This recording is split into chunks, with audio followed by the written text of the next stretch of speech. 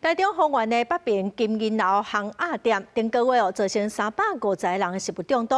今仔有民意代表是开说明会，业者嘛有出面回释的，强调讲因会负责赔偿。市政府嘛表示讲，这案已经移送法办咯，若赔偿无共识，因会也协助调解。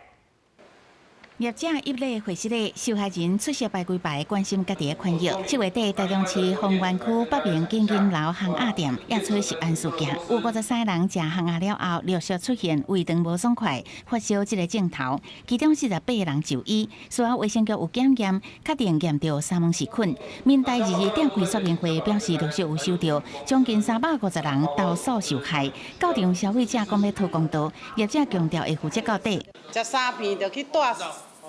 4、5天的院啦，拢连食一滴水都无，食一项物件都无，安尼看业者你要安怎甲我赔？互我安尼偌痛苦的。安排，然后允许请营养第3公方证，那请他负责。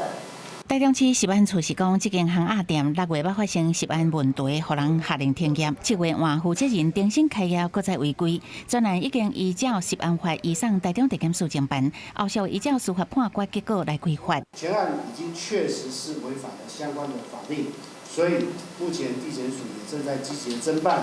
我们会刑事优先，等到刑事的部分有了确切的判决之后。 那另外才会回到行政的部分。业者委托了允阳保险公证人这边来先处理大家的申请案件。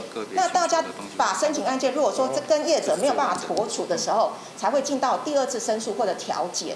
hàng鸭店的业者说明，赔偿会当分做购买hàng鸭费用、医疗加精神抚慰金、薪资损失等。